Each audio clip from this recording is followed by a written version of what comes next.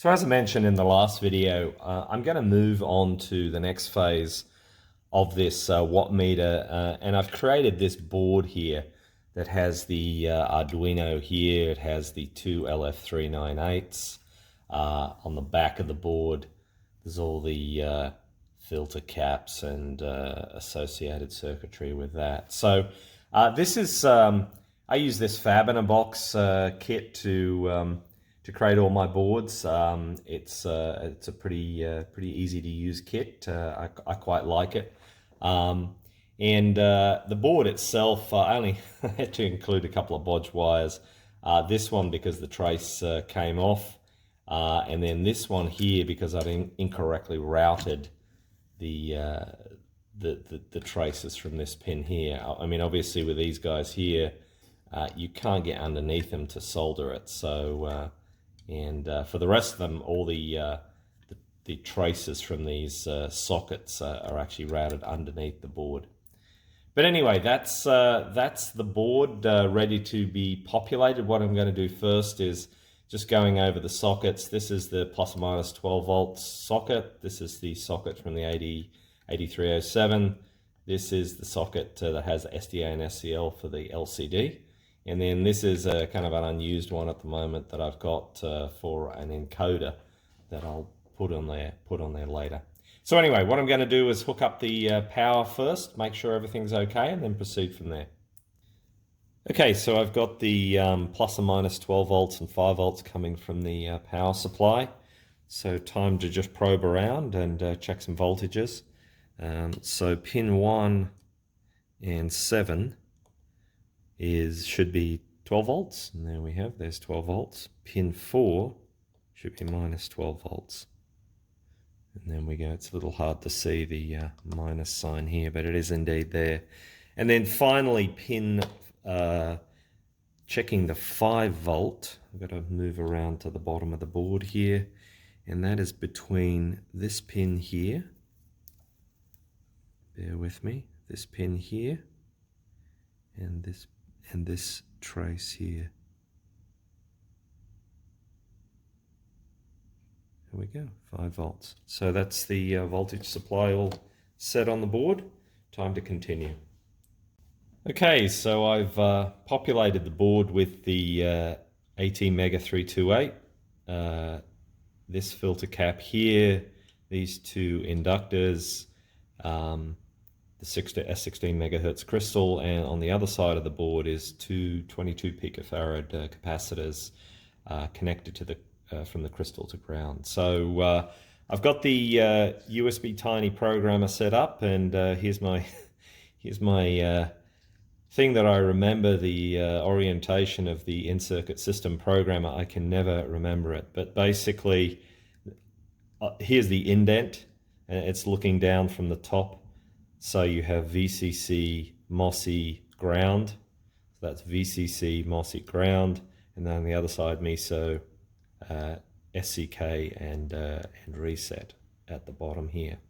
So the real proof is actually trying to do an upload, and I'll go ahead and do that. And as you can see, I actually did one before just to prove it was working. So let's try that one again.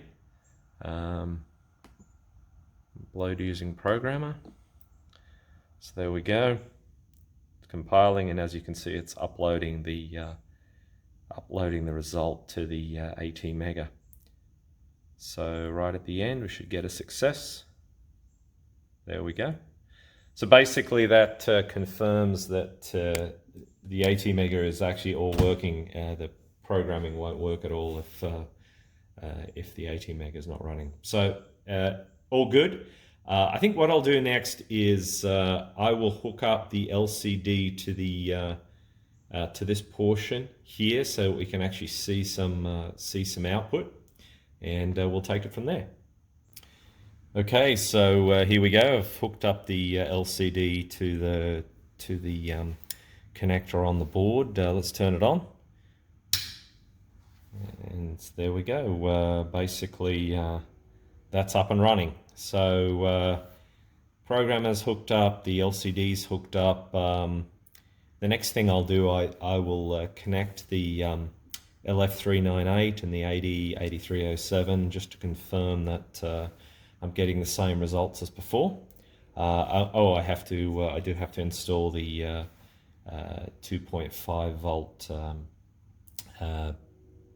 voltage regulator on the underside of the board. So I'll do that and then come back. So I've installed all the capacitors, SMD capacitors on the reverse side of the board, and I've also installed the 2.5 volt regulator. So we're ready to go and plug this in and see if it all works. So let's get that done. Plug in the power, make sure it's turned off. Yes, it is turned off.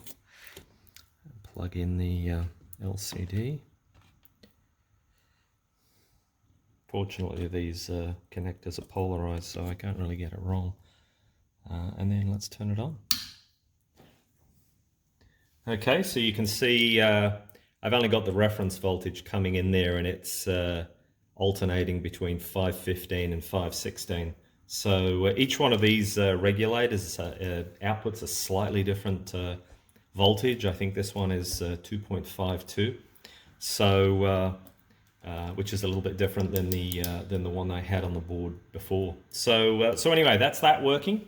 What I'm going to do next is get the LF398 installed and then hook up the AD8307 through this connector here, and we'll measure some output. Okay, so I've got the connection from the AD8307 board installed on the main board.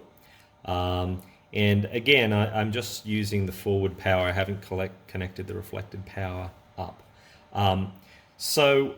Basically, as you can see here, here's my reference voltage, and then here is the representation of the forward power at 356. So I've got that set up at 6 megahertz from the signal generator at minus 20 dB. So you can see as I change it, let me change that to 0 dBm. You can see the output changes to 459. Again, this is all relative and out of 1023, which is the range on the analog to digital pins. So the other thing that I had to change is just some quick changes in the code. Let me pan over to the code and show you that. So basically, I had to change the forward voltage pin to A1. It was A2 on the demo that I had done before. And then the other thing, I've also got this sample hold pin set. Now, the way the LF398s work, as I mentioned before, is when the sample and hold pin on the IC is held high at 5 volts, whatever is on the input gets sent to the output. When it's held low, it freezes the output, whatever it was on the input. So I've just temporarily set this sample hold pin to high, just so that we get all the input passed through the output, so I can actually see it.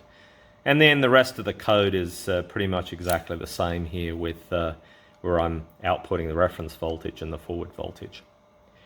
That's pretty much where we left off the proto board. So now I'm going to obviously I need the code to get a little bit more sophisticated. I'm going to translate this this value into a value in watts. Now the way the original author did that with the PIC chip is he had an internal lookup table that basically said, all right, for each analog input level, I'm going to map that to a power output in watts. So I don't know whether I'm going to use an internal lookup table or attempt to calculate it on the fly. I guess we'll see. That's to come in the next episode. I'm going to wrap this video at this point. I've kind of achieved what I want to get so far. There's obviously a lot I can do going forward from here. I think what I'll do basically is, as I said, I left room for an encoder here.